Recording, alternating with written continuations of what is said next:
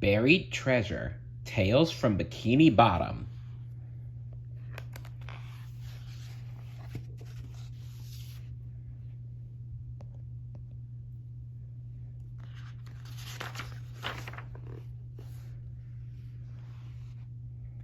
Hands Off by David Luhmann, illustrated by C.H. Greenblatt and William Rice. SpongeBob was playing with his best friend Patrick. He slid down Patrick's rock, sprinted over to Squidward's house, and ran up the side. "Beat that!" yelled SpongeBob happily. "This is my fastest time yet!" Ah! "Oh yeah?" shouted Patrick. "I bet I can do it even slower. I mean, faster." Squidward leaned out of his window. "Will you two be quiet?" he said, snarling. "I'm trying to practice my clarinet." Of course you are. But Squidward, we're playing a really fun game," Patrick explained. "See, you slide down my rock, then you zip over to your house and run up the side." "I know what you're doing," said Squidward, interrupting. "Just stop it. You're being too loud." "Why don't you play with us, Squidward?" asked SpongeBob. "It's fun." Squidward noticed the mailman pulling up to SpongeBob's house. "Why, look, SpongeBob," he said, pointing. "Isn't that the mailman at your house? It looks like he's carrying a box." "A box!" shouted SpongeBob. "That's just what I've been waiting for." SpongeBob carefully opened the box. "At last." "Do you realize what this is, Patrick?" Patrick nodded. "I have no idea," he said slowly. SpongeBob trembled with excitement. "This," he explained, "is a genuine Mermaidman and Barnacleboy bubble blower in its original packaging." "Whoa," said Patrick. "What does that mean?" SpongeBob gently lifted the bubble blower and stared at it. "I have been trying to find one of these for years. Isn't it great?" "Sure is, Sponge." Patrick jumped up and down with excitement. "I love Mermaidman and Barnacleboy. Come on, SpongeBob, let's blow some bubbles.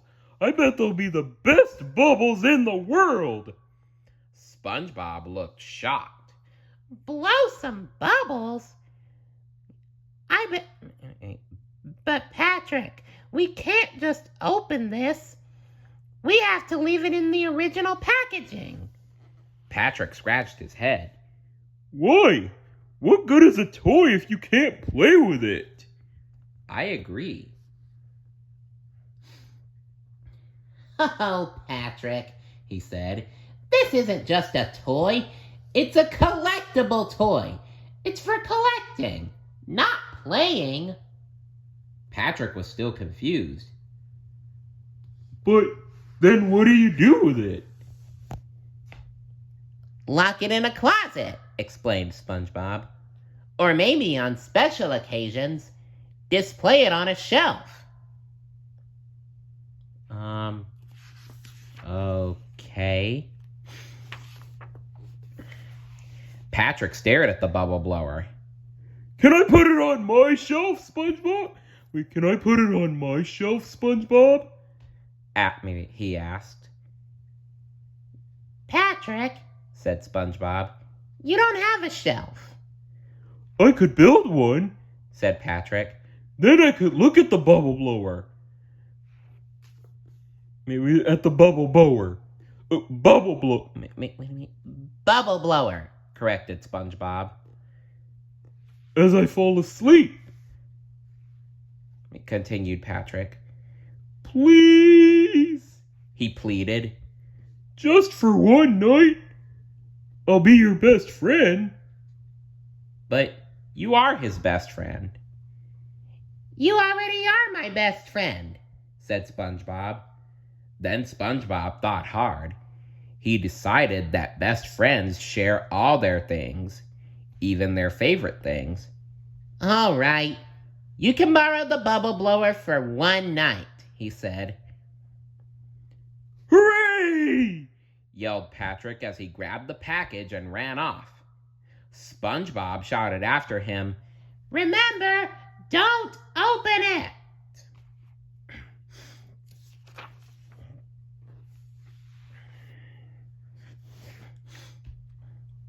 At nighttime, SpongeBob got ready for bed.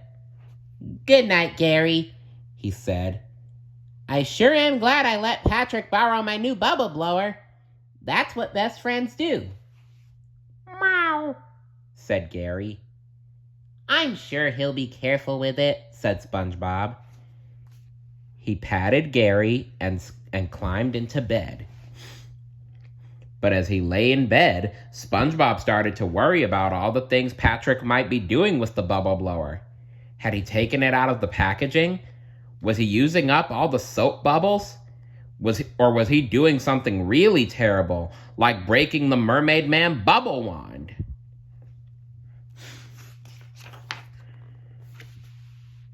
SpongeBob couldn't take it anymore. He got up, put on his clothes, and went downstairs. Gary followed him. Sorry, Gary, SpongeBob said. I'm not taking you for a walk. I'm just going to sneak over to Patrick's house and make sure everything's okay with my new bubble blower. Gary frowned. And don't give me that look, said SpongeBob. Sponge, he has every right to give you that look. You're doubting Patrick. SpongeBob creeped past Squidward's house. As he tiptoed up to Patrick's rock, he thought about his precious bubble blower.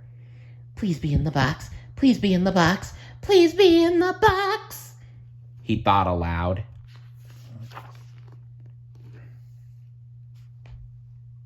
SpongeBob entered Patrick's house as quietly as he could. Patrick was asleep and snoring loudly.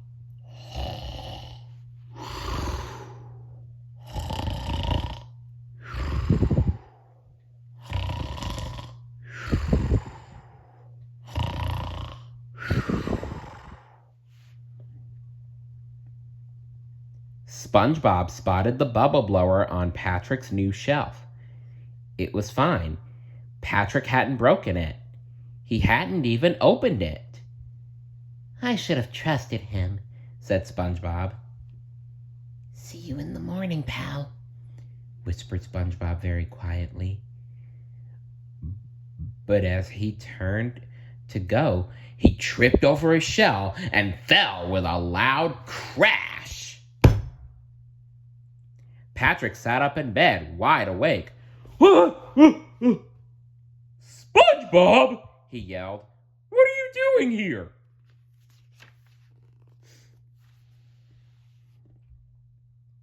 I'm sorry, Patrick, said SpongeBob, embarrassed.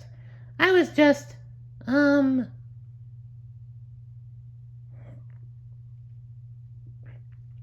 get me, said SpongeBob, embarrassed. I was just, I guess I was a teensy bit worried about my Mermaidman and Barnacleboy bubble blower. Patrick quickly put on his shorts. He was shocked. You mean you didn't trust me? Your best friend? That's terrible! I can't believe it! Patrick was so upset that he started waving his arms and jumping up and down. He started knocking things over, sending his things crashing to the ground. My own best friend, not trusting me, he yelled. I would never, ever break anything of yours. What do you think I am? Careless? Patrick, please, called SpongeBob. You're breaking all your stuff.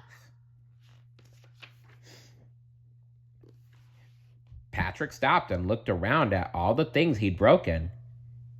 Gee, SpongeBob, I guess I am a little bit careless, he said. You were right to be worried. You better take your bubble blower home before I break it. Patrick walked over toward the bubble blower, tripped, and almost knocked it off the shelf. You pick it up. Maybe you pick it up, he cried. I shouldn't even touch it if I'm just a big clumsy oaf. Oh, Patrick, that's not all you are. You're a great friend.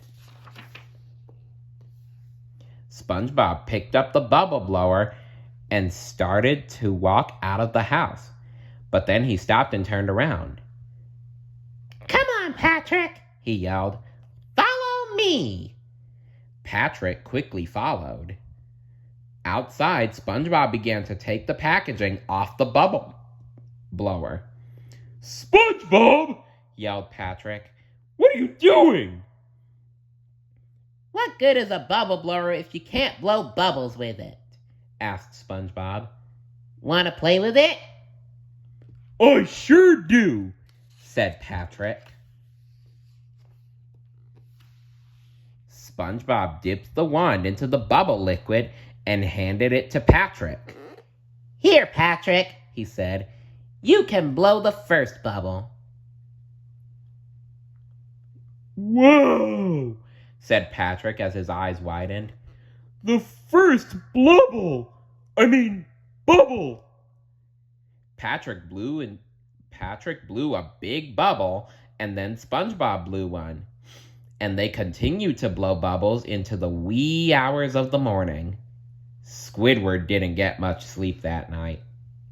Oh, SpongeBob, Patrick. Poor Squidward.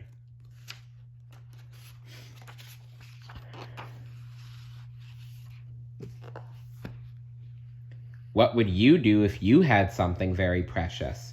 Let me know in the comments below. See you later. Bye.